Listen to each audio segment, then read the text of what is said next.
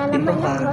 And ngayon nakaano tayo, diba guys? Oh, guys, At sa sobrang lang pagpapatuloy ng tayo kanilang pag-uusap, nakabisi. dito na rin ito nabanggit. Okay, ito naman yung ano na. Pasamanghan ko guys. Tara dito. At yung finally, nakabalik na kayo sa akin.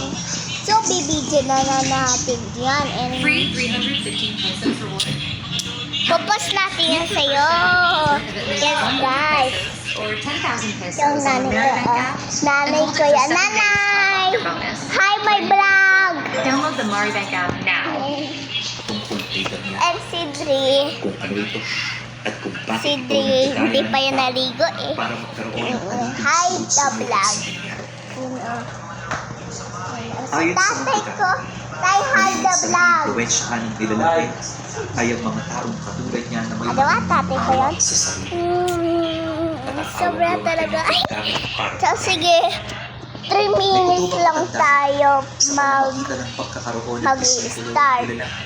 Tapos ngayon 7 tayo mag-stop. Oh, good. So, wait lang ha. Bababa tayo. So, nakababa ako. Kanina andito ako eh. Andito ako kanina. Sino? At sa panahon na ito, mawawala na ang pag-isa. Ang kanyang katawan ay kailanmay hindi niya pagmamay-ari pa. Kaya hindi na naman yung sponsor ng marinang sa unang pagkakataon. Okay. Ito pala yung labasan namin. Oh, ayan. Sharpat ko ito naka-video ko. Karami yung subscribe niya ako guys. Karami ako. Oh, karami ako ng... Ito kasi karami oh. Oh, di ba? Karami yung big. Karami yung anak ko. Karami yung bag ko. And yung YouTuber ko. Kasi picturean niyo kasi. Subscribe niyo ako. Ang hinit na guys na. Ang hinit dito. Oo, ang hinit. Guys, ang hinit dito. Hinit. May head. Eh, may ano ako pa. Napahawak si Ponsos. Hindi na lang yun basta Grabe. pagdating niya Ang hinit. gumagalaw sa ilalim ng kanyang mga. Para pag may makakagulat na pagkakas, Ako meron na kasi. Nakaka-crush eh. Si Renzo. Hey! Nakaka-crush eh. may parang Si Renzo ko. Gusto niya ako. Ngayon ko lang nag-hi ka na kung nag-aan. Katabi ko din sa school, si Vince. Ay, si Renzo, katabi ko din. Palagi siya katabi sa akin. Yan, tuwa ko na kagaganyan mo. Sige. Nalagyan na kita. Kasi nagagalit Hawak mo na naman yung sa bata yan. tatay ko eh. Tatay, wag ka naman nanininig nila yung mama video ko yung galit mo. sinabi ni Damian sa kanya. At iyong katulad na malapit ka na magkana. Okay guys, kasi pagalitan kasi yun. Punta na akyat tayo doon sa may upuan na Nakita yun. niya na po yung mga matanda at lumapit sa ibang pangkas ng Ang init eh. Nakita niya yung pinasa. Sa loob ay may isang maliit na lelang pula na nakapalod sa isang puting na kahoy. Hindi yung uri ng taas, kundi isa lang yung simpleng pakpak na halos isang tangkal ang haba. Alam mo ba kung ano yun? Ang kahon at tinamaan ng kidlat sa ikapitong gabi ng 5 taon na ang nakakaraan. Pero, akala ng kuyang ordinaryo, Ganda ko gusto. ganyan ang pinipisip ng karamihan.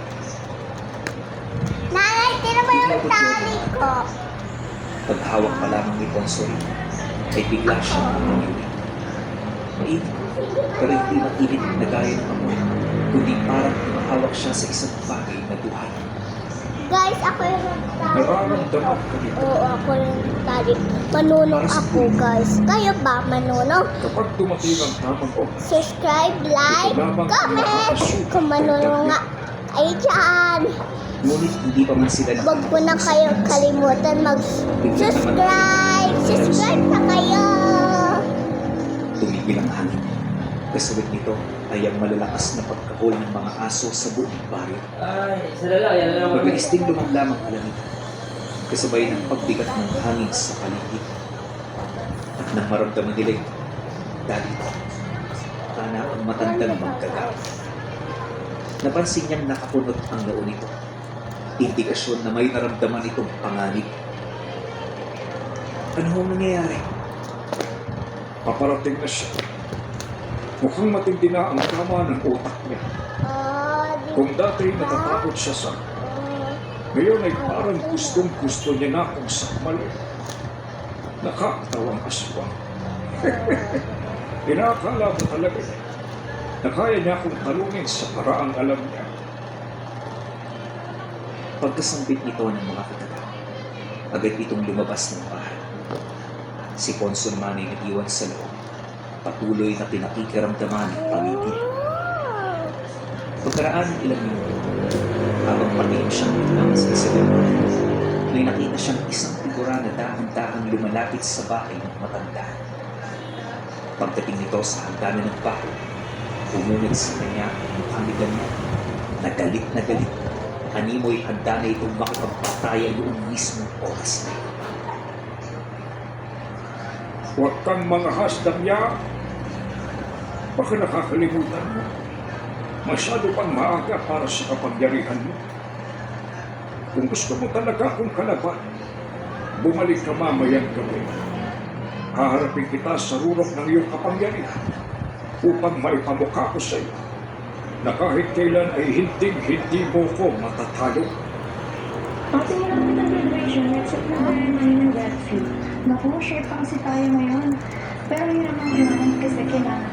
1 month pa lang narinig ko na ngayon. Oo, ano ba? Hindi kayo na iba? Skip si 100. Then ang second one is your credit letter. 1 valid ID lang? No pass na agad ang loan mo. Baka lang ipagano ka yan. No pass as 5 minutes mo ng approval.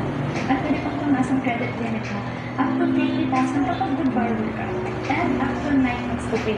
At as low as 0.025% lang ang daily interest. Bigyan ka tayo at lang nakapag-give ng malaking amount. Maaasahan ka talaga, ha?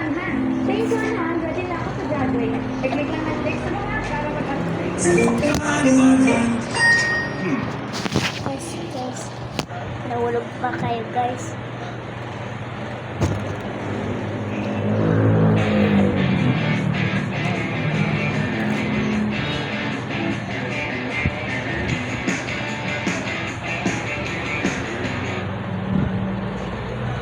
Ngunit nang marinig ito ni Daniel, hindi ito natina. Bahya itong lumaring kay Ponson bago ito tuluyang sumuko. Buong puwersa nitong winas ang pakuran ng manggagam at habang papalapit para itong hayop na gutom sa biktima na nakatayo sa harapan niya. Mabilis din yung nagbalik ng anyo, ngunit nang magkasakupaan silang dalawa, hindi man lang umubra ang lakas nito sa matanda. Lahat ng pag-atake nito ay madaling nasalat hanggang sa kalaunay nagtamo na ito ng matinding baling sa kaliwa nitong braso. Ngunit sa kabila ng lahat ng iyon ay hindi pa rin ito tumigil. Ipinagpatuloy nito ang pakikipaglaban hanggang sa maputulan na ito ng pinpit. Kasabay nito ang biglaan nitong pagpilagon sa puno ng bayabas.